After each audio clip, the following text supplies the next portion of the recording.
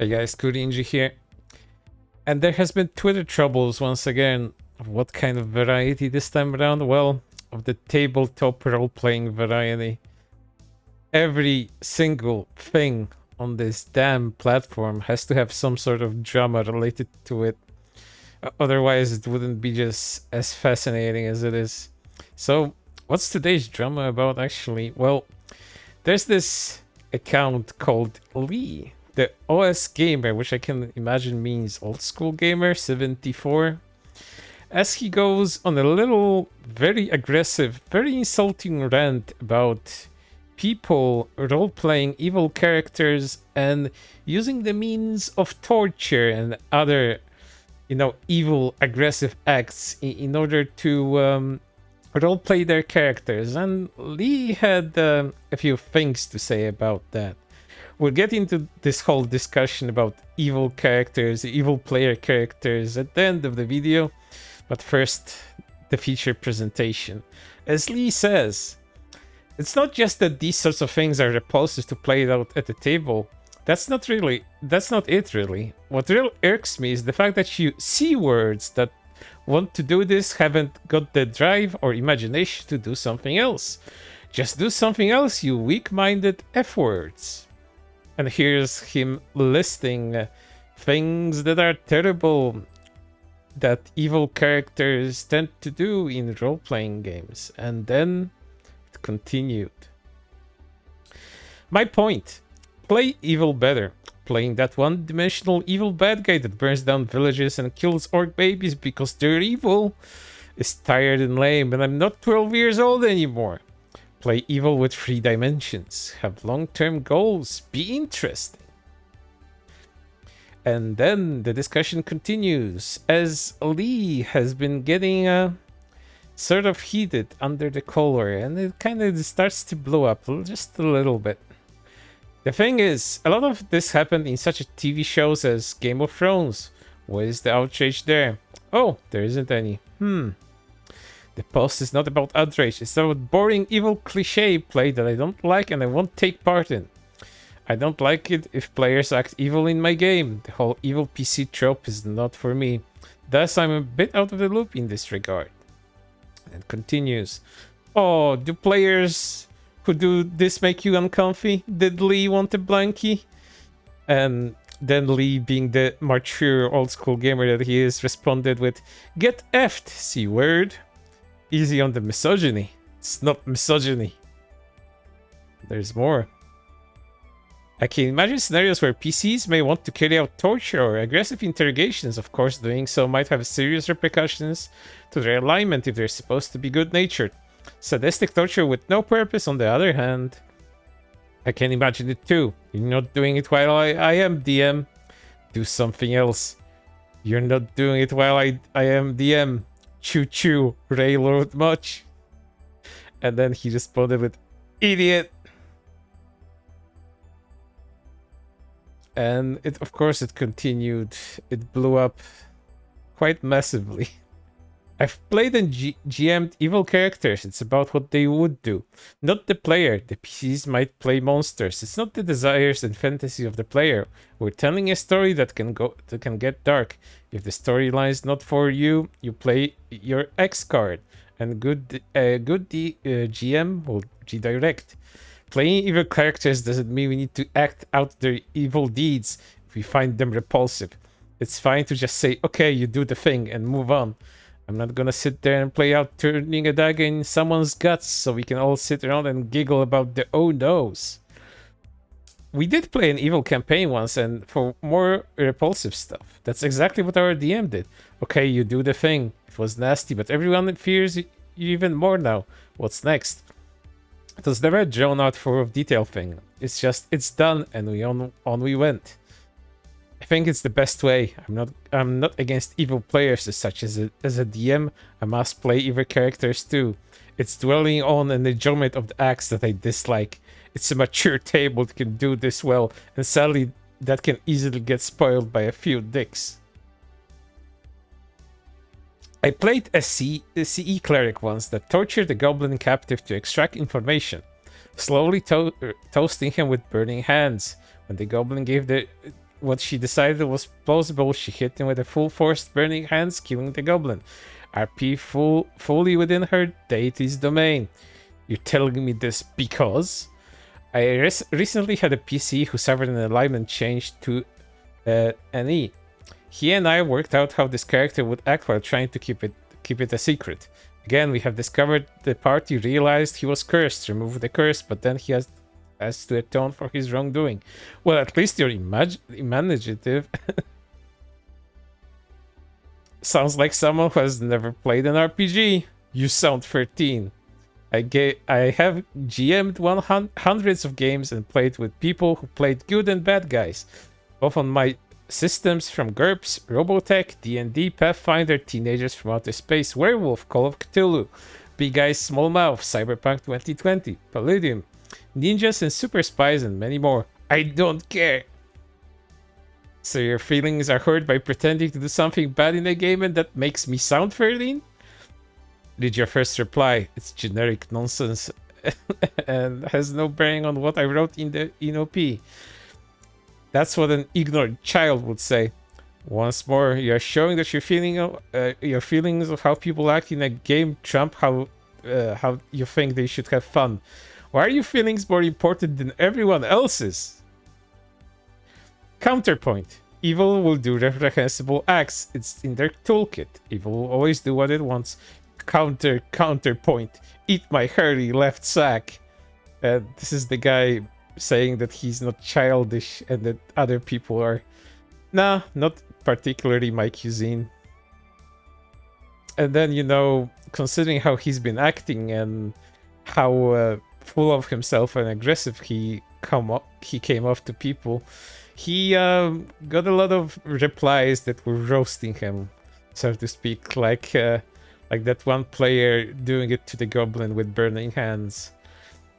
The sacks, if generic incel, as I've triggered to come here to defend their torture fantasies, is off the effing scale.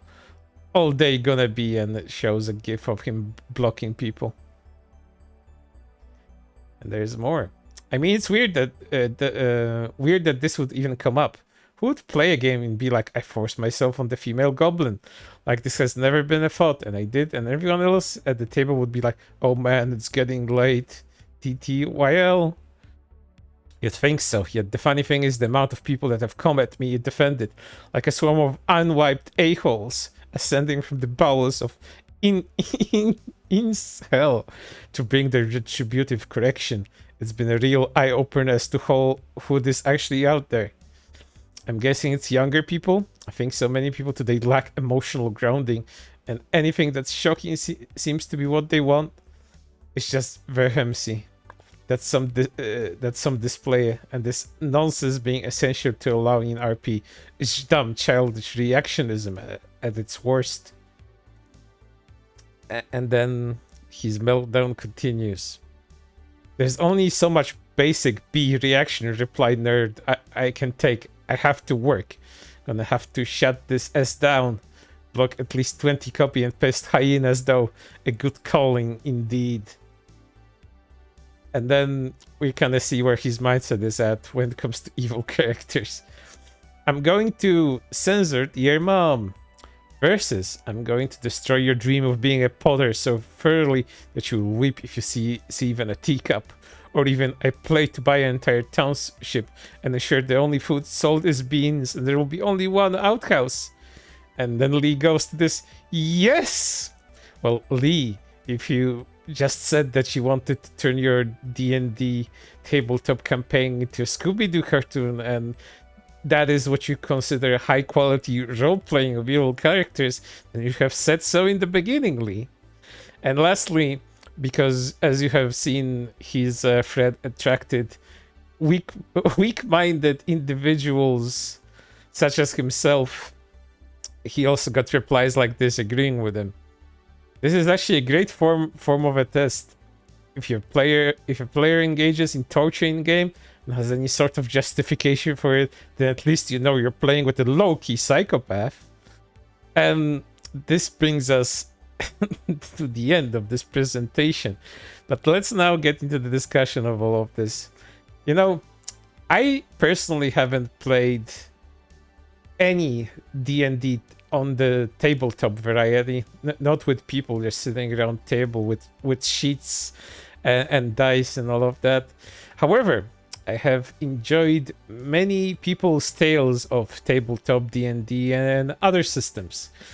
I've been a fan of a lot of people talking about their experiences while role-playing. I think my first exposure to this sort of content was via this Puni one, as he had a lot of stories to tell about his RPG adventures with other people, and he had a lot of rants about, other people ruining other people's campaigns, whether it was players or whether this was the DMs doing.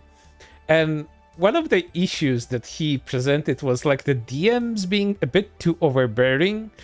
Like there's a problem with DMs being too loose on the rules and allowing players to essentially destroy a campaign by just doing random acts that do not align with what the DM was trying to impose as a story or as a campaign.